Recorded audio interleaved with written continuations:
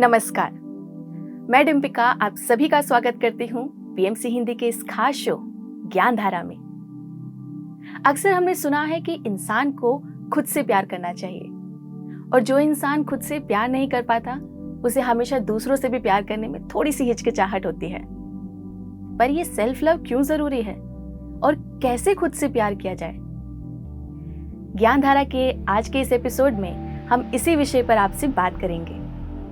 Studio में हमारे साथ मौजूद हैं शारू साहनी मैम, जो बताएंगे कि सेल्फ लव क्यों जरूरी है। आइए स्वागत करते हैं शारू साहनी मैम का। मैम बहुत बहुत स्वागत है आपका हमारे इस स्टूडियो में। बहुत बहुत शुक्रिया डिम्पिका आपका मुझे ये अवसर देने के लिए कि मैं यहाँ पे आ पाई। बहुत बहुत शुक्रिया आप सभी लोगों का। जी मैम। तो मैम जैसे हमारा आज का टॉपिक है सेल्फ लव, इस पे बातें तो बहुत लोग करते हैं और तमाम तरह की बातें हैं, लेकिन ये जानना कि आखिर सेल्फ लव क्या है ये बहुत जरूरी है। जी, तो मैं चाहूंगी आप हमारे दर्शकों को बताएं कि आखिर सेल्फ लव क्या है। बिल्कुल मैं इसीलिए हूँ यहाँ पे कि मैं आप सभी लोगों को बता सकूँ एक्चुअली सेल्फ लव क्या होता है जी, ताकि आप सभी लोगों की जो धारणाएं हैं सेल्फ लव के बारे में, वो सारी धारणाएं जो हैं वो कम से कम जितना कन्फ्यूजन ना हो उन धारणाओं को लेके। तो जब हम सेल्फ लव की बात करते हैं ना डिम्पिका, तो सेल्फ लव लोगों को एक बहुत फेरी टेल कॉन्सेप्ट है, बहुत ज़बरदस्त तरीके से, क्योंकि उनको लगता है सेल्फ लव मतलब होता है अपने आप को परफेक्ट कर लेना, परफेक्शन की तरफ चले जाना। लेकिन सेल्फ लव जो होता है वो उससे बिल्कुल ही अलग है, डिफरेंट है। उसमें आप अपनी इम्परफेक्शंस को देखते हो, वो सबसे बड़ी चीज़ है। तो क्योंकि डिम्पिका आप सभी लोग जानते हैं कि मैं 12 साल से एंजल्स के साथ कनेक्टेड हूँ और एंजल्स ने मुझे बहुत कुछ सिखाया है। तो एंजल्स ने जिस समय मैं सेल्फ लव कर रही थी, खुद के ऊपर प्रैक्टिस कर रही थी, तो मुझे समझ नहीं आ रहा था कि मुझे क्या करना है। बहुत सी जगहों पे शॉप्स पे देखती थी कैंडल्स, क्रिस्टल्स, देन बहुत से कुशन कवर्स, उसके ऊपर कोट्स देखती थी, लेकिन उससे मुझे फर्क नहीं पड़ रहा था। मुझे ऐसा लग रहा था कैंडल जलाने से क्या सेल्फ लव हो जाता है, कुशन कवर्स को अपने टेबल्स पे रख लेने से और कोट्स देख लेने से क्या सेल्फ लव हो जाता है, एफर्म करने से क्या सेल्फ लव हो जाता है। क्योंकि हमारे अंदर डिम्पिका इतने सारे हमारे कोर बिलीफ सिस्टम्स हैं, ट्रॉमा हमारे अंदर भरा पड़ा है, इस जन्म का नहीं बल्कि कितने जन्मों का। और उन ट्रॉमास को क्या हम इन सब चीज़ों से निकाल सकते हैं?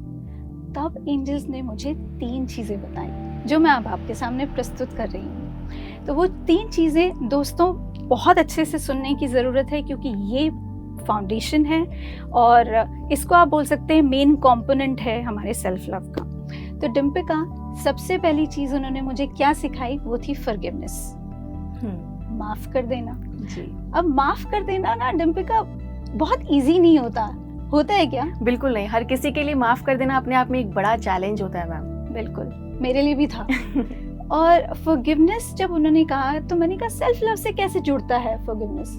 तो उन्होंने कहा अगर तुम अपने आप को माफ नहीं करोगी, अपने पास्ट से निकल के इस तरह से नहीं आओगी कि वर्तमान तुम्हारा खराब ना हो, तब तक तुम आगे कैसे बढ़ पाओगी? तो हमें पास्ट के जंजाल से उन्होंने कहा बाहर निकलना है और अपने वर्तमान को देखना है, ताकि जो हमारा कल है वो हमारे आने वाले कल को खराब ना करे, जो हमारा कल है वो हमारे आज को खराब ना कर पाए। तो पहली चीज तो ये थी। दूसरी चीज उन्होंने डिम्पिका सिखाई एक्सेप्टेंस, स्वीकार कर लेना अपने आप को, कैसे भी हैं स्वीकार करना। और यूजुअली क्या होता है ना डिम्पिका, हम लोग अपनी अच्छाइयाँ तो स्वीकार कर लेते हैं जी, कि ये अच्छा है, और दूसरी जब बुराइयां शुरू हो जाती हैं तो उस बुराई से हम भागने लगते हैं। हम भागने लगते हैं और सोचते हैं कि नहीं ये तो हमारा है ही नहीं। लेकिन जब सेल्फ लव होता है तो हमें उन बुराइयों को समेटना है। जिस तरह से सपोज डिम्पिका आपके हाथ में चोट लग जाती है, जी, घाव आ जाता है, क्या करते हैं आप उस समय? उसकी केयर करते हैं। जी, और अगर आप केयर ना करें तो क्या होगा? तो वो जख्म बढ़ जाएगा और तकलीफ ज्यादा देगा। बिल्कुल। तो यही सेल्फ लव करता है। अगर आप अपने उस नासूर को उस घाव को नासूर बनने देंगे और उसके अंदर उसकी बिल्कुल केयर नहीं करेंगे, उस इमोशन की केयर नहीं करेंगे, उन भावनाओं की केयर नहीं करेंगे, अपने आप की केयर नहीं करेंगे, तो वो तकलीफ इतनी ज़्यादा बढ़ जाएगी कि आप लोग फिर वही एक स्टेप उठाते हैं कि हमें तो सुसाइड करना है, हमें तो ज़िंदगी में रहना नहीं है, ये ज़िंदगी हमारे लिए है ही नहीं। तो फिर वो चीज़ें शुरू हो जाती हैं। तो स्वीकार करना है हम जैसे हैं, अपनी अच्छाइयों और बुराइयों के साथ, और बुराइयों को स्पेशली हमें स्वीकार करना है। जैसे एक छोटा सा बच्चा होता है उसकी तरह से उससे प्यार करना है। तो ये तो दूसरा कंपोनेंट हुआ। और जो तीसरा है, जो उन्होंने मुझे, एंजल्स ने मुझे सिखाया, वो था रिस्पेक्ट करना। अब रिस्पेक्ट किसको करना है डिम्पिका? रिस्पेक्ट करना है, आदर करना है अपनी सभी अनुभवों को। पत्री जी से मैंने ये बहुत अच्छे से सीखा। जब हम ध्यान करते थे ना डिम्पिका, तो पत्री जी कहते थे कोई भी अनुभव आता है ना तुम्हारे पास, उसको आने दो और उसके साथ अटैचमेंट मत रखो। बहुत अच्छा एक्सपीरियंस आए तब भी बहुत अच्छा है, कुछ ना आए तब भी बहुत अच्छा है। अनुभव को अनुभव की तरह लो। लेकिन हम क्या करते हैं, अनुभव को अनुभव की तरह नहीं लेते, उसे दिल पर लेते हैं हम हमेशा। बिल्कुल। और सपोज अगर हम ध्यान में कोई अनुभव नहीं आ रहा है तो हम कितने परेशान हो जाते हैं ना, कि भाई क्यों नहीं आ रहा है, रेस्टलेस हो जाते हैं। उसी तरीके से सेल्फ लव में भी ये होता है। अगर हम रिस्पेक्ट नहीं करेंगे हमारे सारे एक्सपीरियंसेस जो हमारे लाइफ के आ रहे हैं, अगर हम उनको एक्सेप्ट नहीं करेंगे, स्वीकारेंगे नहीं, तो लाइफ अच्छे एक्सपीरियंसेस से ही खाली नहीं जुड़ी हुई है। तो हमें ये चीज़ें सोचनी ज़रूरी है।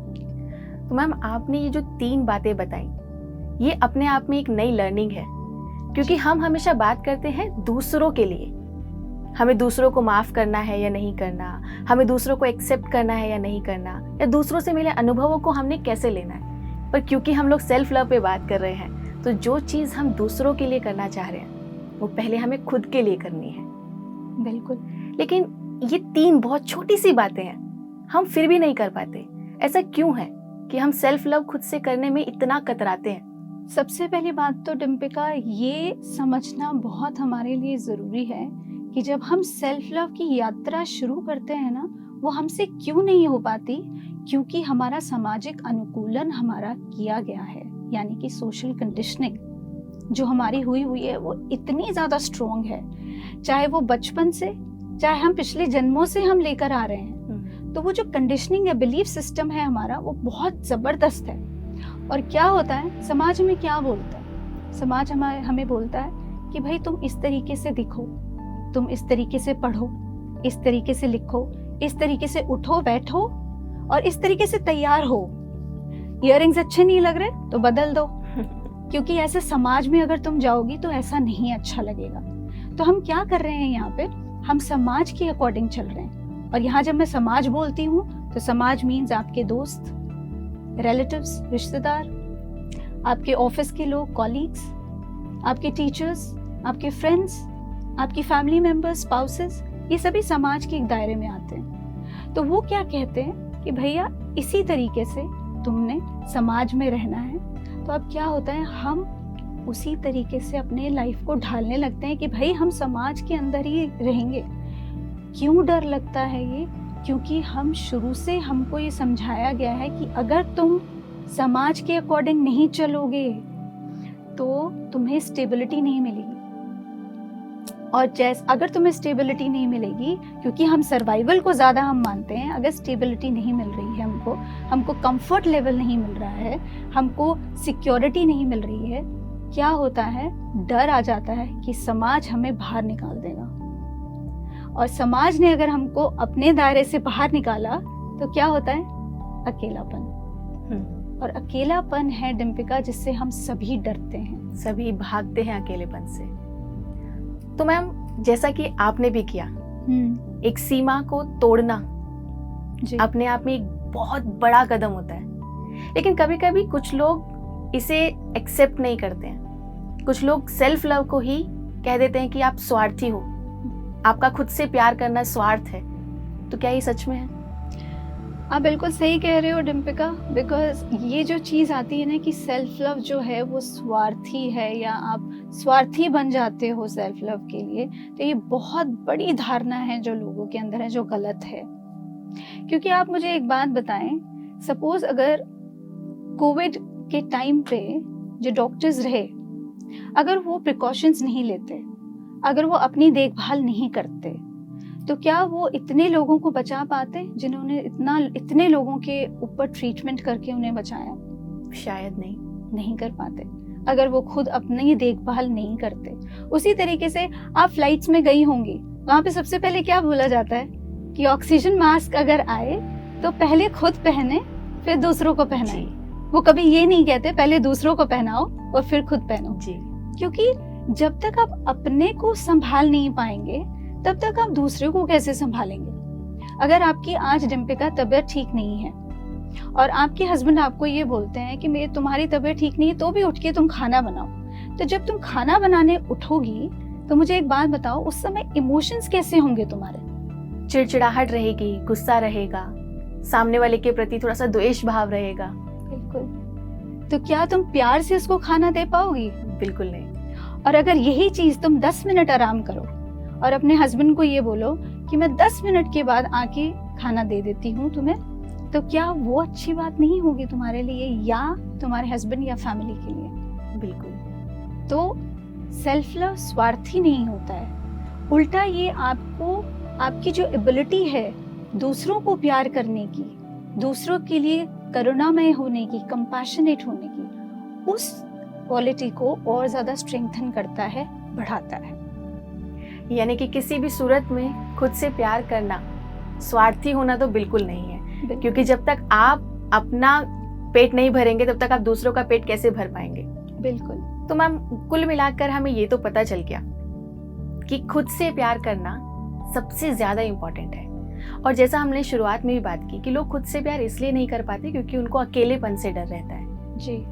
खुद से प्यार करने की इस राह पर इस एक चुनौती के अलावा और कौन कौन सी चुनौतियां हैं जो एक आम इंसान फेस करता है? बहुत सी चुनौतियां होती हैं दीपिका, अलग अलग लोगों के अलग अलग एक्सपीरियंसेस रहते हैं जो मैं आपको समझाऊंगी, बताऊंगी, जो मेरे भी रहे हैं। और मैं ये नहीं कहती कि जैसा मैंने अनुभव किया सेल्फ लव को, जिस तरीके से मैंने चुनौती का सामना किया, वैसे वो चुनौती आपकी जिंदगी में भी आ जाए। हो सकता है आपकी जिंदगी में चुनौती किसी और रूप में आए, लेकिन एक कॉमन चुनौती रहती है, जैसे मैंने आपको बोला, समाज। जी। तो जब आप करने लगते हैं ना कोई चीज, तो क्या होता है, आप एक थ्रेट बन जाते हैं लोगों के लिए। क्यों? क्योंकि उनका दिमाग ऑलरेडी वैसा ही बना हुआ है, और जब आप उससे हटके करना चाहेंगे ना कुछ, तो उनके अंदर जो उनके हाथ में कंट्रोल है ना, जो पावर है उनके हाथ में, उनको लगेगा वो तो निकलती जा रही है भाई, ये तो हमारे हाथ से निकल रही है, ऐसे कैसे हो रहा है? हम इसको बोलते थे ऐसे करने के लिए, अब तो ये नहीं करती। तो बहुत से ऐसे प्रश्न, क्वेश्चंस, और आपकी फैमिली का आपके प्रति रोष शुरू हो जाएगा। तो जब मैंने सेल्फ लव शुरू किया था तो मुझे बहुत कुछ सुनने को मिलता था।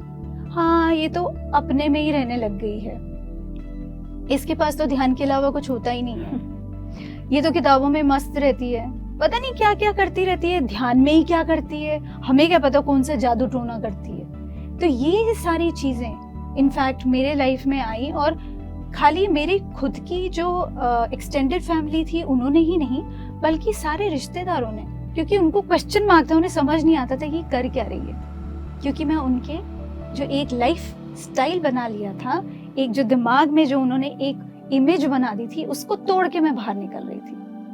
तो ये प्रॉब्लम वहां पे सबसे पहली जो होती है वो शुरू होती है। लेकिन अगर आप इस प्रॉब्लम को खत्म कर दें, अगर आप ये सोच लें कि एक कान से सुनना है और मुझे दूसरे कान से निकाल देना है, तो बहुत बढ़िया बात है।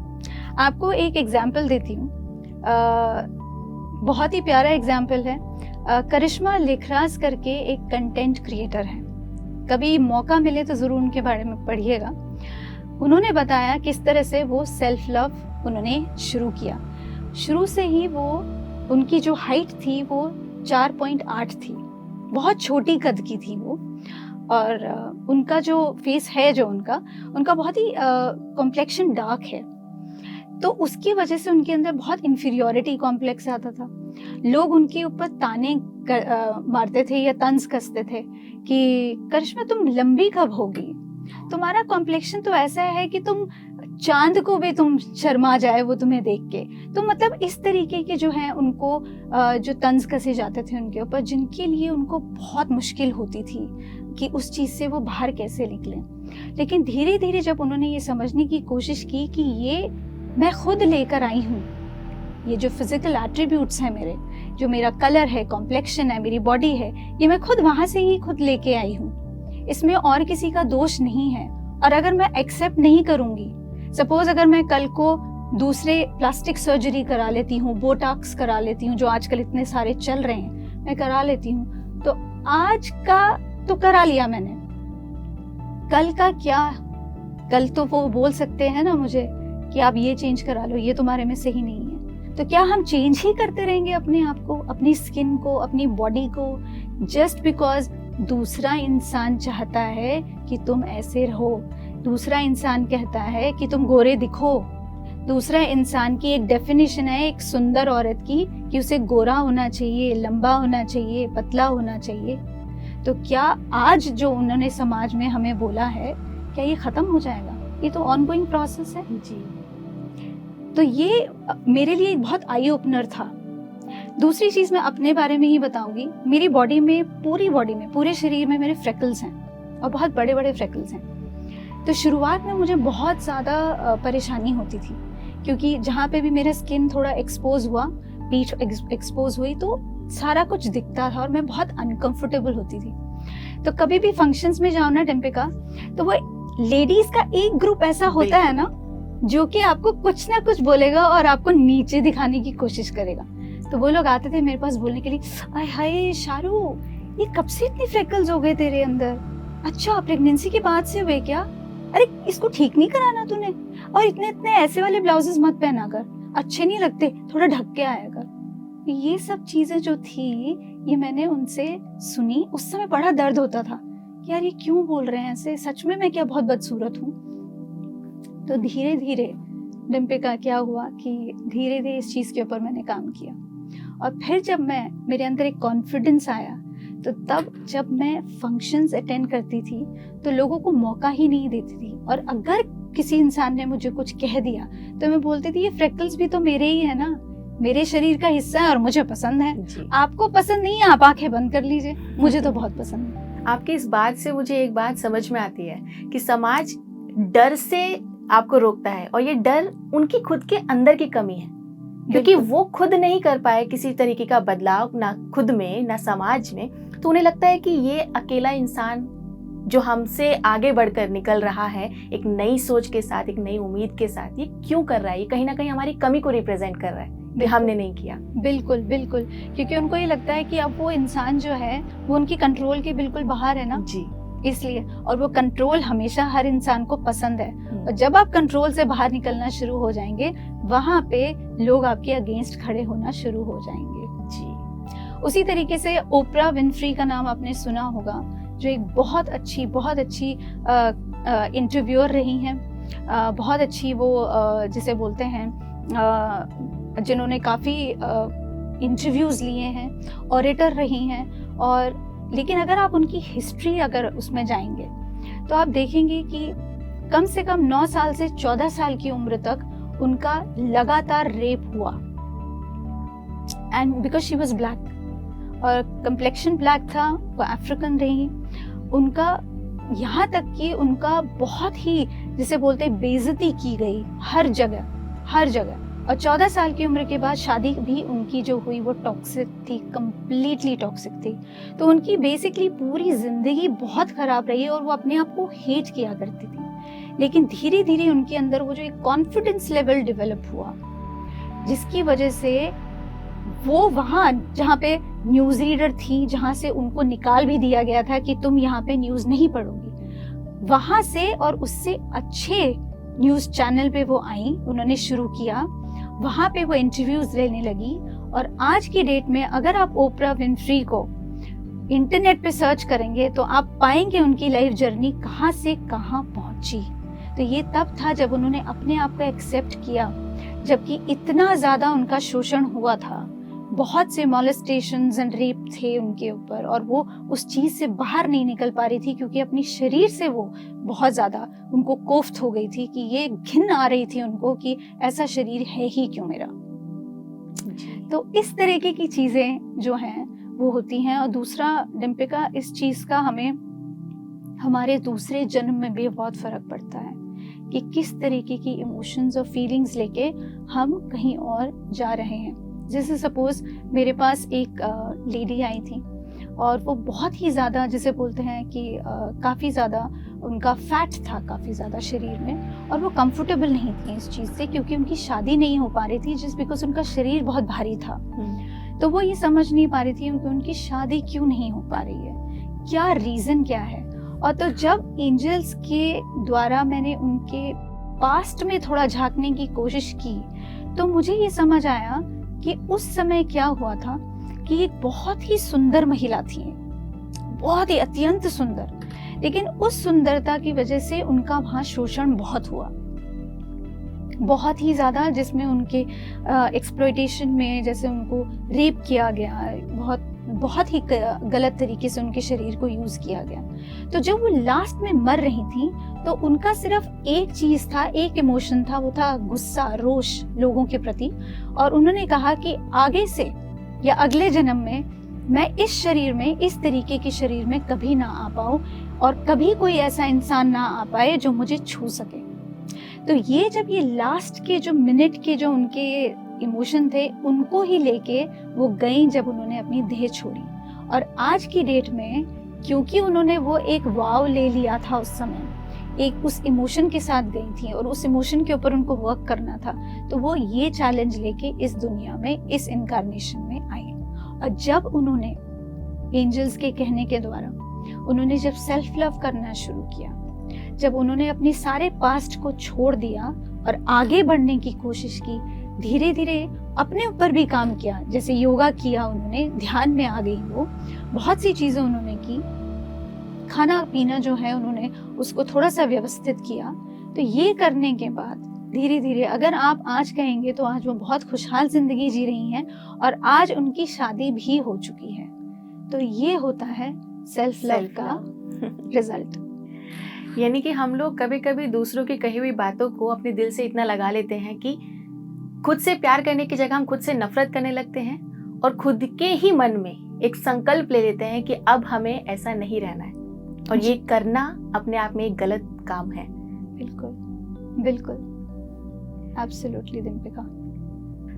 तो मैम, जैसे आपने दो बहुत अच्छे एग्जाम्पल्स लेकर समझाया कि किस तरह से औरतें या लोगों का एक समूह आपको बैठा ही है क्वेश्चन करने के लिए कि why are you doing this, आप ऐसा क्यों कर रहे हैं। तो ऐसे लोगों से हम खुद को कैसे बचाएं जो आपको खुद से प्यार करने के एक राह पर, इस रास्ते पर जाने से रोक रहे होते हैं, पीछे खींच रहे होते हैं। जी, तो सबसे पहले तो डिम्पिका, हमें ये एक चीज़ समझने की बहुत अच्छे से ज़रूरत है कि जो इंसान हमारे सामने खड़ा है, जो हमें रोक रहा है, वो खुद ही एक बच्चे की तरह डरा हुआ है, वो खुद ही एक पेन से गुजर रहा है, उसके अंदर बहुत पेन है, बहुत परेशानियां हैं, लेकिन क्योंकि उसके अंदर एक करेज नहीं है, वो बल नहीं है उसके अंदर, तो वो चीज़ नहीं कर पा रहा है। तो आप मुझे एक बात बताइए, जो इंसान अपने आप को ही अप्रूव नहीं कर सकता, जो अपने आप को ही एक्सेप्टेंस नहीं दे सकता, तो वो आपको अप्रूव क्या करेगा या आपको एक्सेप्ट कैसे करेगा? क्योंकि वो ये समझेगा कि जैसा मैं हूं उसे भी वैसा ही होना है, और अगर वो वहां से इधर से उधर हुई तो वो मेरे तबके की नहीं है या मेरे स्टेचर की नहीं है। तो या तो वो इंसान उनकी लाइफ से बिल्कुल ही हट जाएगा या फिर उनको समझने की कोशिश करेगा। तो हम ऐसे लोगों को जो है, हमको करुणा से देखना है, क्योंकि हम उनको डिसमिस नहीं कर सकते, क्योंकि उनकी लाइफ में भी कितना कुछ लोगों ने उनको समझाया होगा। एक एग्जाम्पल मैं अगर आपको दूं, जैसे पुरुष हैं, उनको शुरुआत से ये बताया गया है कि रोना नहीं है, क्योंकि तुम बहुत स्ट्रांग हो, तुम रो नहीं सकते, तुम अपनी भावनाओं को निकाल नहीं सकते। तो अगर कोई एक इंसान की माँ सामने अपनी देह छोड़ रही है तो वहां पे भी वो अपने आप को रोक लेगा कि नहीं नहीं, समाज ने मुझे सिखाया है ना शुरू से कि मुझे रोना नहीं, मैं रो नहीं सकता, तो मैं रोऊंगा नहीं। तो उससे क्या होता है डिम्पिका, वो जो दर्द होता है ना, वो किसी ना किसी ऑर्गन में जाके बैठ जाता है। और स्पेशली अगर आप ये देखोगे कि आदमियों की जो मृत्यु होती है मोस्टली हार्ट अटैक से होती है या हाई ब्लड प्रेशर से होती है। और जब हम हार्ट की बात करते हैं, वहां पे वो चीज क्यों घर कर जाती है, क्योंकि सारी भावनाएं जो है वो वहां पे हैं जी। तो इस वजह से ये होता है। और उसी तरीके से औरत, अगर हम महिलाओं की बात ले लें आज की डेट में, तो जो औरतें होती हैं उनके ऊपर क्या बोला जाता है कि तुमको इस तरीके से काम करना है, तुम्हें पहले दूसरे का समझना है। या अगर उसको बोल दिया जाए कि तुम तो बदसूरत हो शुरू से, तो वो ये इस चीज में यकीन करने लग जाएगी कि वो बदसूरत है। मैंने ऐसे बहुत सी लेडीज, बहुत सी महिलाओं को के अंदर से ये चीज निकाली है कि वो बदसूरत नहीं है, क्योंकि उनको ये अगर वो बदसूरत नहीं भी होंगी तो भी उनको लगेगा कि यही रियलिटी है, क्योंकि लोगों ने उनको बोल बोल के ये कहा है। आप मानेंगे, जब मैं स्कूल में थी तब मुझे लोग हैंगर बुलाया करते थे, क्योंकि मैं पतली थी काफी ज्यादा, और मुझे अगली डकलिंग बुलाया जाता था, और मैं बहुत ज्यादा पढ़ाकू थी, बड़े बड़े चश्मे लगाती थी। तो इस वजह से लोगों ने हमेशा मेरा तिरस्कार बहुत किया, वहां पे एक्सेप्ट नहीं किया मुझे। लेकिन धीरे धीरे ये मेरे अंदर ये ऐसा लगने लगा मुझे कि ये तो यार रियलिटी है, ये मैं ऐसी ही हूँ।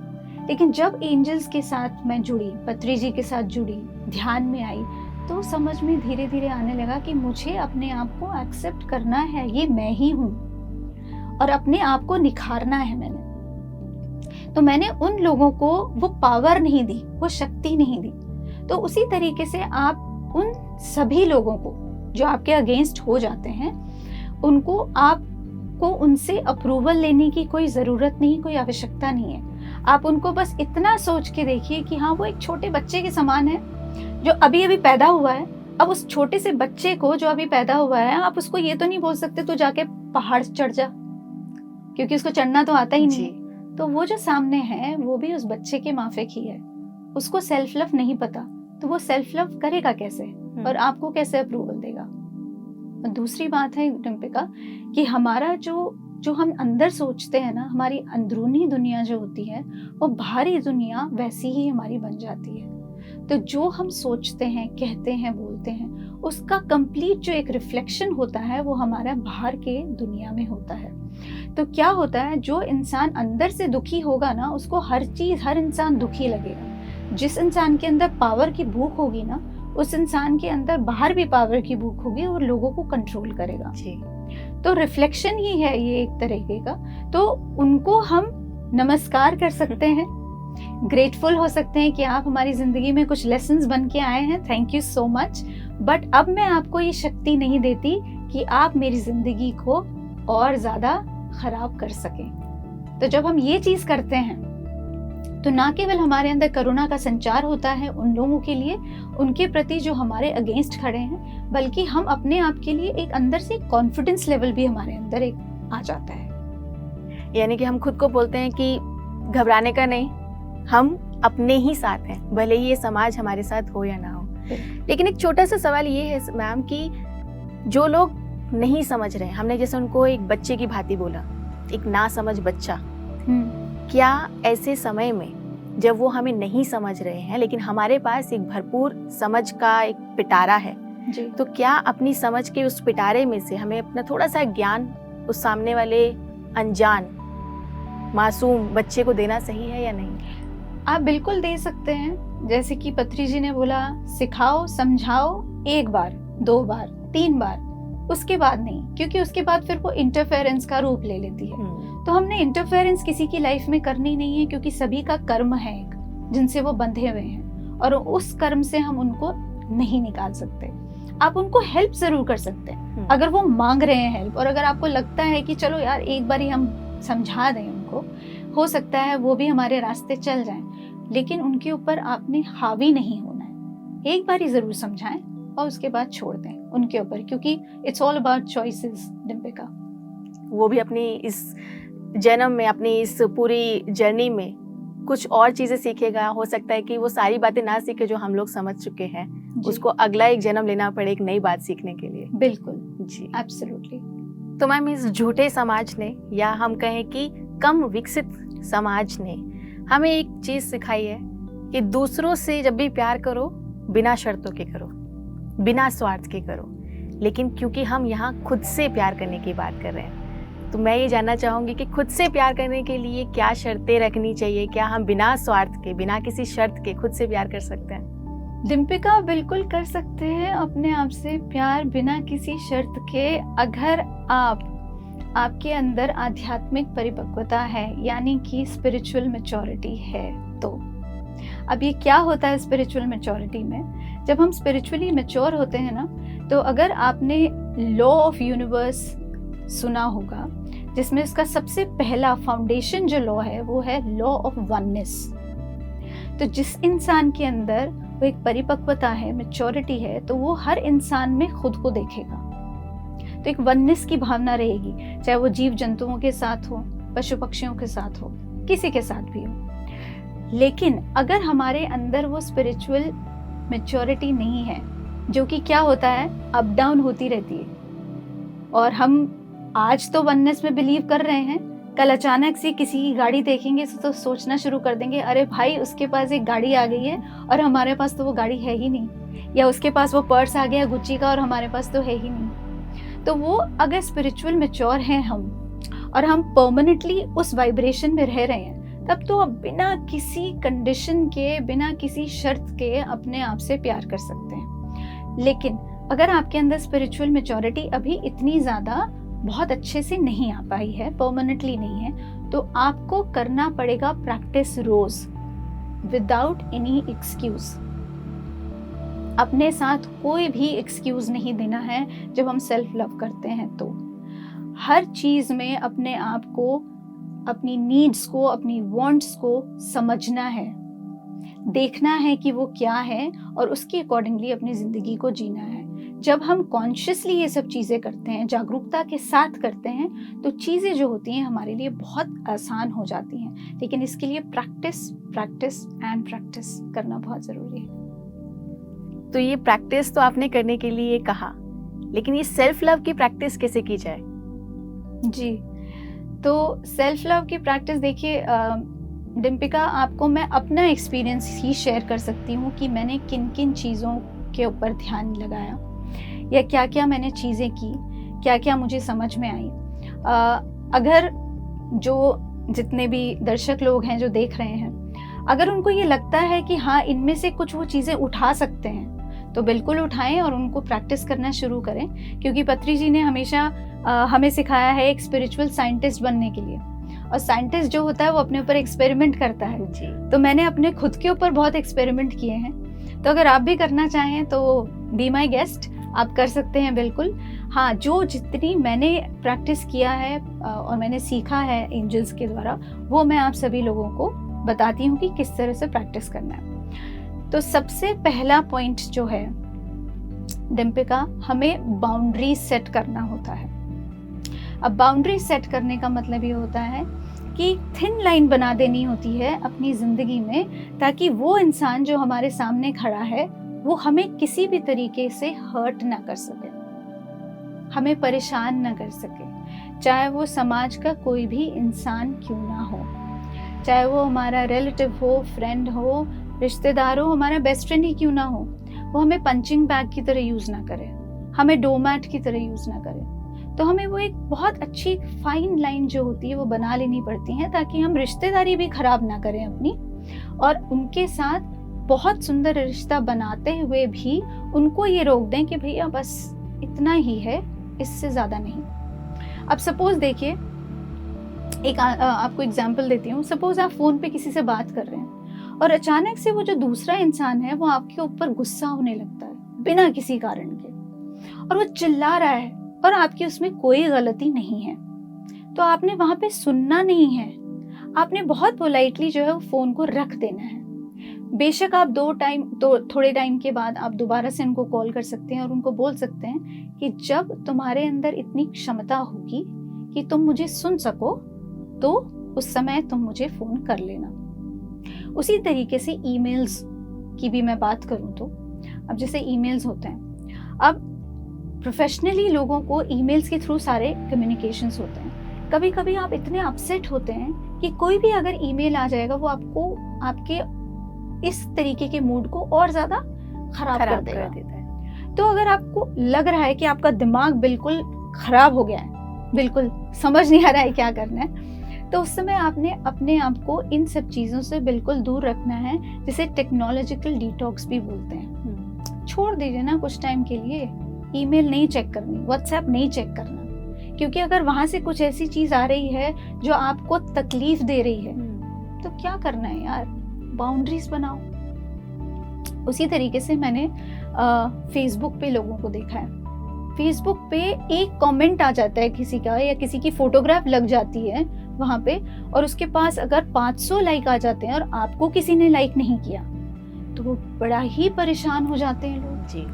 और ये मेरे साथ भी हुआ था, पता है, जब मैं पोस्ट बनाना शुरू किया था मैंने एंजल्स का, 1 या 2 आते थे और मुझे समझ नहीं आता था यार, मैं तो रात भर एंजल्स को चैनल करके ये पोस्ट बनाती हूँ और लोग पढ़ते ही नहीं है और लोग लाइक नहीं करते। मेरे को बड़ा इम्पैक्ट होता था मेरे ऊपर। पर धीरे धीरे जब समझने लगी चीज़ों को तो समझ में आया कि भाई उनकी लाइक से तुम्हारी लाइफ डिफाइन नहीं होती है, तुम्हारी मेहनत डिफाइन नहीं हो रही है। मेहनत वहाँ जो है वो चल रही है और उनको पता है कि तुम कितनी मेहनत कर रही हो। तब से मैंने उस चीज़ को हटा दिया क्योंकि वो बहुत टॉक्सिक हो गया था। उसी तरीके से एक बार यही हुआ था कि फेसबुक पे एक कपल था जो बहुत ज़्यादा अपने फोटोग्राफ्स, बड़े इंटीमेट फोटोग्राफ्स और बड़े अच्छे अच्छे प्यारे प्यारे अफेक्शनेट फोटोग्राफ्स डाल देता था, तो और उनको बड़े लाइक्स मिलते थे। और कुछ टाइम के बाद उन्होंने मुझे कॉल करके बोला कि हम एक दूसरे को डिवोर्स देना चाहते हैं। तो अगर आप ये समझेंगे कि हमको ये लगता है फेसबुक पे जो दिख रहा है वो बहुत ही अच्छा है, लेकिन अगर हम देखेंगे कि हर एक की जिंदगी में परिस्थितियां वैसी नहीं होती जैसी फेसबुक पे या इंस्टाग्राम पे दिखाई जाती हैं, तो अगर हम ये चीजें समझ लें, एक बाउंड्री सेट कर लें, तो बहुत सी चीजें होती हैं जो हमारी जिंदगी में स्ट्रीमलाइन हो जाती हैं।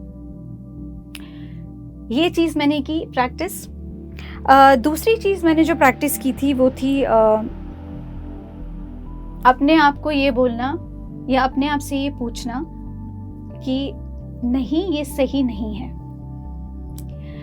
कभी भी कोई इंसान मेरे पास अगर बोलता था आके और अपने अंदर का भड़ास निकालता था या मुझे जज करने की कोशिश करता था कि भाई तुम तो अच्छी नहीं लग रही, ये तुमने तो ये अच्छा नहीं पहना हुआ, तुमने मेकअप कैसे किया हुआ है, हाँ अच्छी नहीं लग रही, ये लिपस्टिक भी अच्छी नहीं है, और तुम तो बड़ी पतली लग रही हो। जब ऐसा होता था तो मैं अपने आप से पूछती थी क्या ये सही है जो वो बोल रहे हैं। तो जब हम ये प्रश्न पूछने लगते हैं ना अपने आप से कि जो इंसान जो वो वहां से बोल रहा है, जो तुम अब बोल रहा है, वो बोल रहा है, तो तुम कैसे रिएक्ट कर रहे हो उसके ऊपर, वो इम्पोर्टेंट है।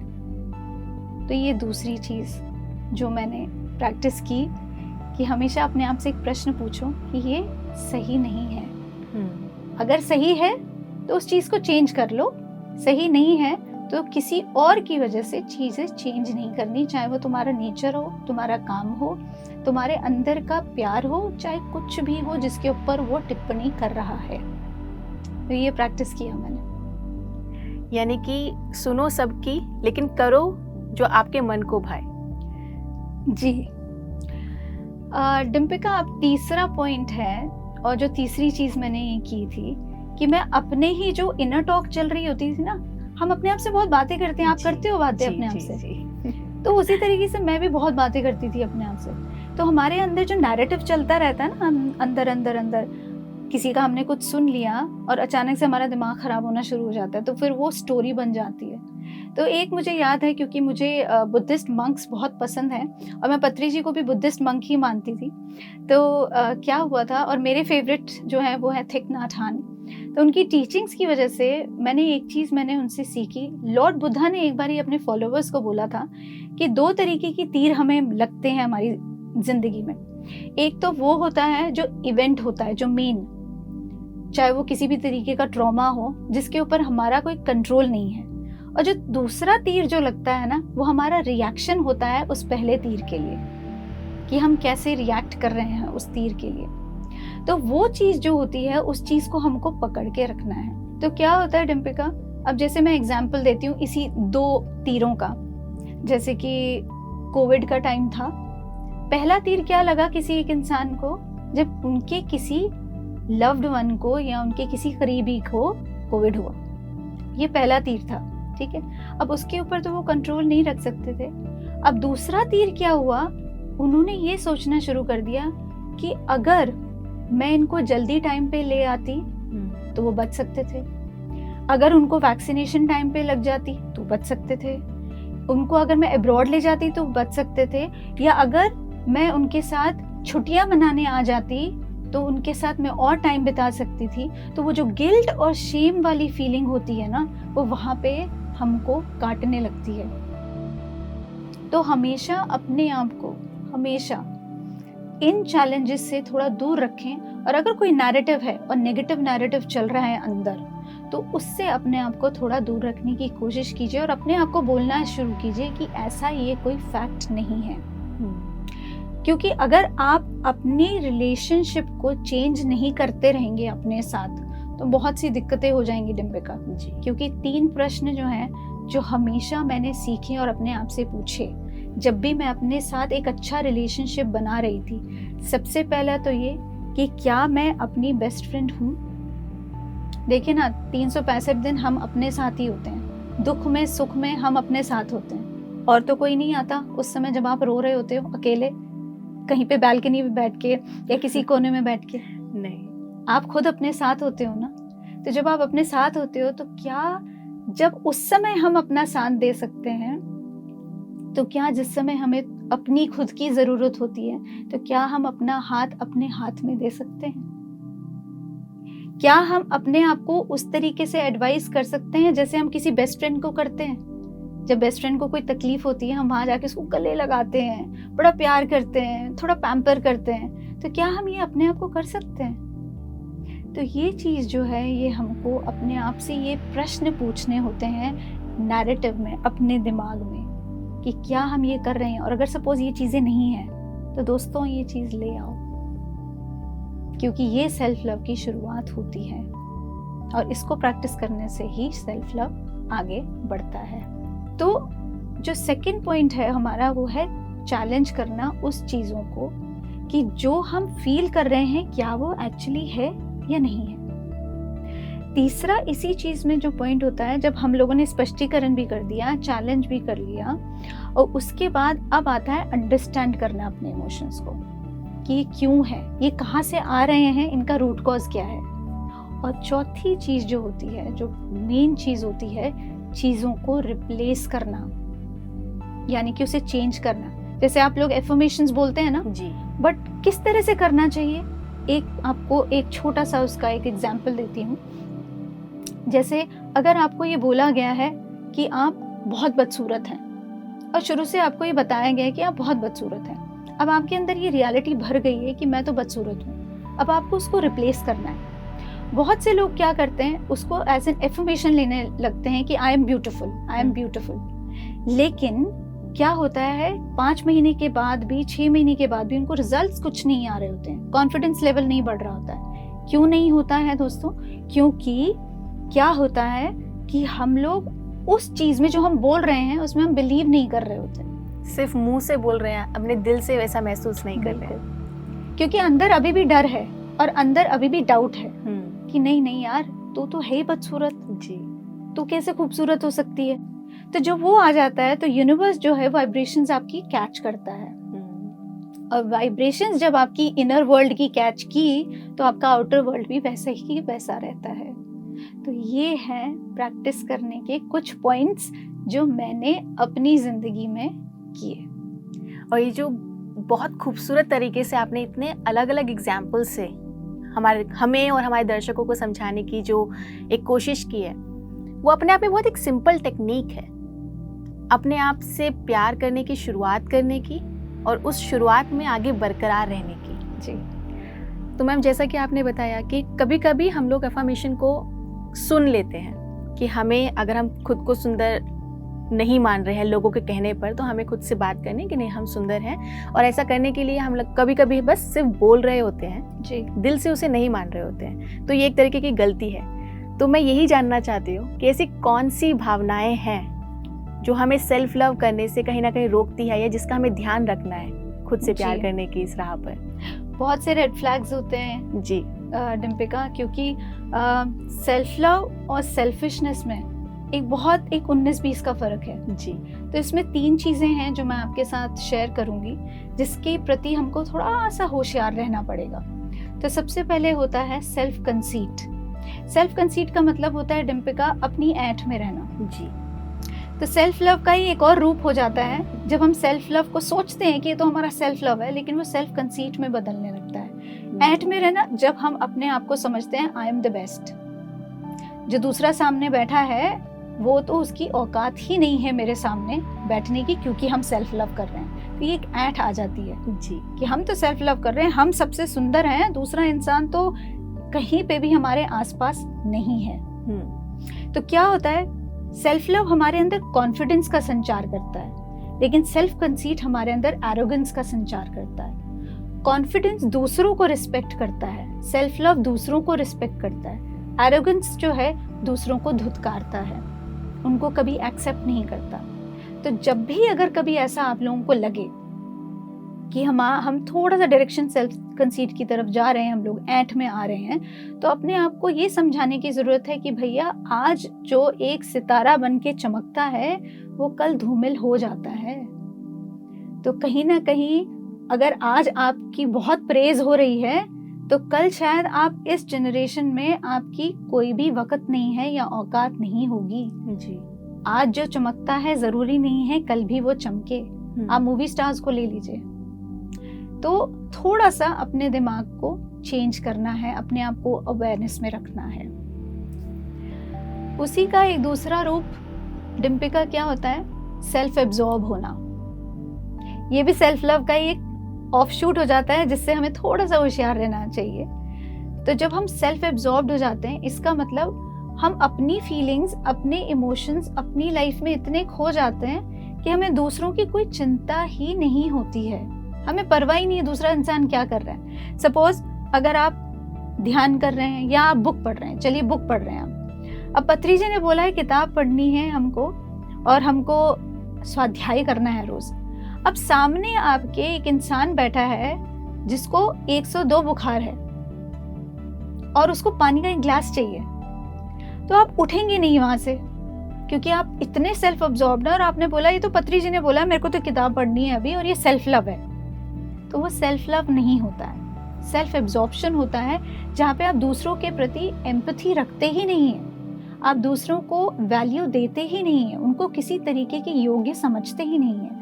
आपको लगता है मैं ही हूँ, बस मेरे इर्द गिर्द सारी दुनिया घूमनी चाहिए, मैं जैसा बोलूँ वैसा होना चाहिए, मुझे लोग सुने, मुझे लोग मेरे साथ बात करें। ये होता है सेल्फ एब्जॉर्प्शन। तो इस चीज से भी आपको बहुत ज्यादा होशियार रहना है। बिल्कुल बिल्कुल बिल्कुल। लास्ट जो है, जो आप सभी लोगों के अंदर एक डर रहता है सेल्फ लव को लेके, वो होता है सेल्फिशनेस। क्योंकि डिम्पिका सेल्फिशनेस और सेल्फ लव में 19-20 जैसे मैंने बोला ना, उतना ही फर्क रहता है जी। लेकिन जब आप सेल्फिश होने लगते हैं ना, तो उसमें क्या इम्पैक्ट आता है आपके ऊपर कि अब आप ये सोचने लगते हैं कि ये मेरा प्रॉफिट है, मुझे क्या मिल रहा है इस चीज से। तो वो ज्यादा फोकस करते हैं अपने प्रॉफिट पे, अपने प्लेजर पे, अपनी चीजों पे। उनके लिए मी टाइम ही हमेशा सब कुछ होता है, उनके लिए देम टाइम कुछ होता ही नहीं है। उनको सिर्फ अपने से मतलब है और किसी इंसान से मतलब नहीं होता है। और मोस्टली उनका जो मेन अटेंशन होता है स्पैन, वो अपने खुद की प्लेजर्स पे होता है कि मेरी ये चीजें पूरी होनी चाहिए, दैट्स ऑल।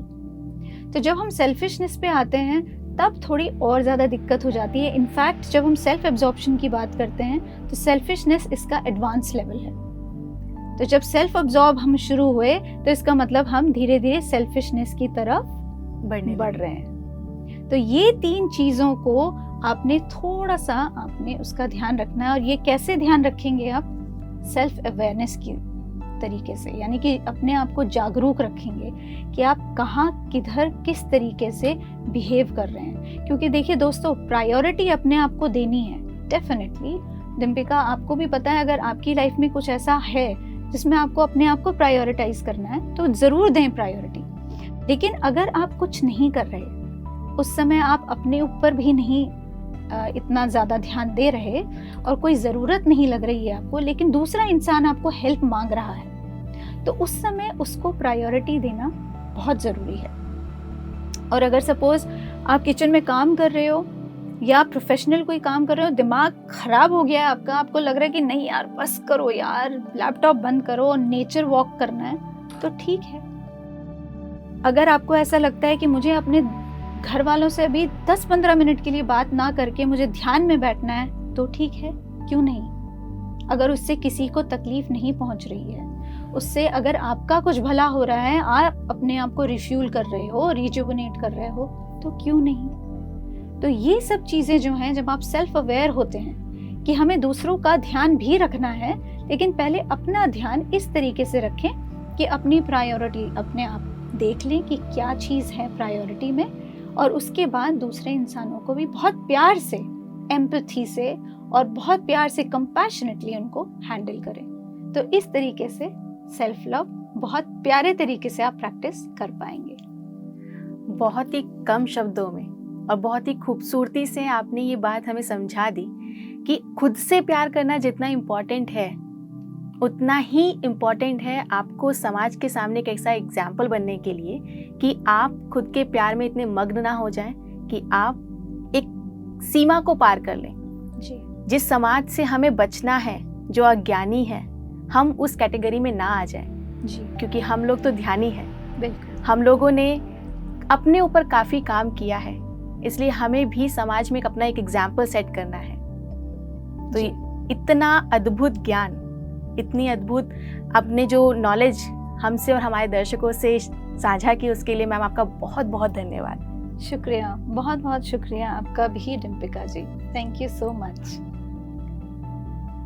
तो देखा दर्शकों, कितने ही कम शब्दों में और कितनी ही आसानी से हमें ये बात मैम ने समझा दी कि खुद से प्यार करना बहुत ज़रूरी है और किस तरह से हम खुद से प्यार कर सकते हैं।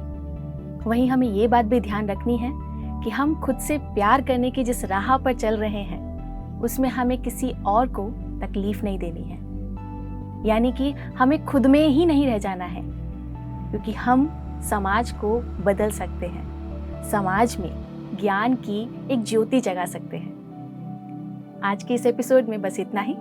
अगले एपिसोड में एक नए विषय के साथ आपसे मिलेंगे। तब तक के लिए मुझे दीजिए इजाजत और देखते रहिए पीएमसी हिंदी। नमस्कार।